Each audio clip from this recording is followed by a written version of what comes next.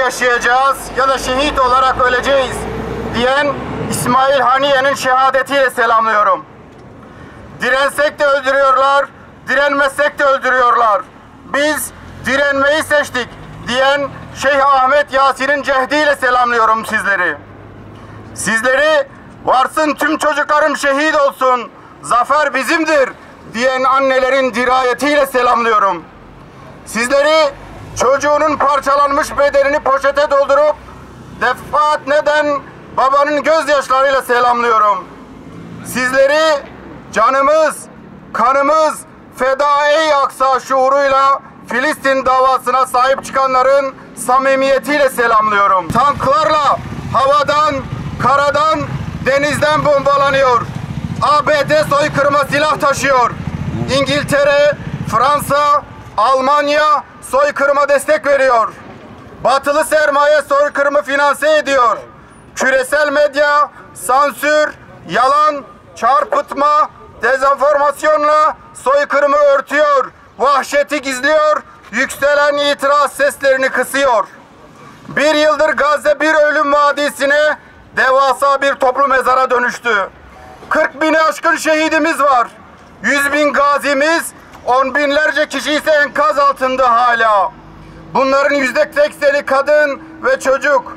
Hastaneler, ambulanslar, sağlık merkezleri, okullar, camiler, oralara sığınmış masumlarla birlikte yerle bir edildi. Rahit Zarifoğlu'nun etiğimle, kemiğimle bu çağdan nefret ettim dediği noktadayız. Çok büyük bir acı ve kahır içerisindeyiz.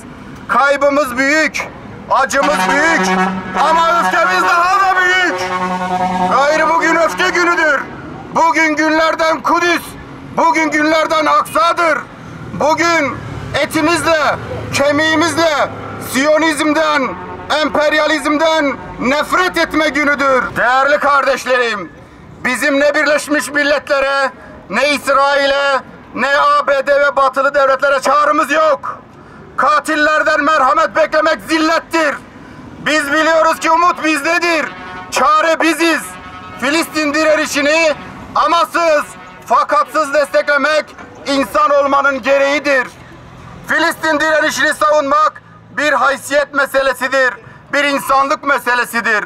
Hiçbir ulusal çıkar Gazze'li bir çocuğun hayatından daha kıymetli değildir. Andolsun bebek katili vahşiler döktükleri kanda boğulmadıkça bu hesabı kapatmayacağız. Söz veriyoruz. Siyonist çete Filistin'den defolmadıkça durmayacağız. Susmayacağız. Kardeşlerimize destek vermek, zalimi durdurmak için her imkanı kullanacağız. Meydanlarda olacağız. Yardımlarımızı arttırıp boykotu büyüteceğiz. Şuuru diri tutacak her türlü araçla soykırımı dur diyeceğiz. Durmak yok, yılgınlık yok, yorgunluk yok.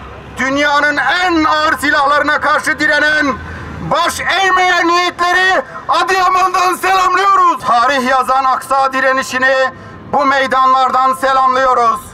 Bizim için İsrail devlet değil, terör örgütüdür. İsrail bizim için emperyalizmin tetikçisi, yağmacı, gasp çetesidir.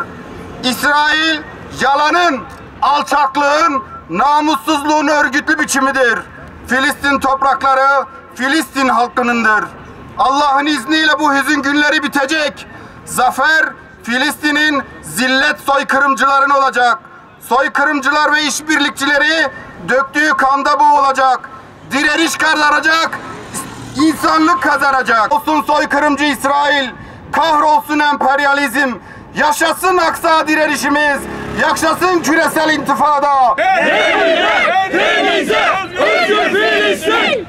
Denize, özgür Filistin!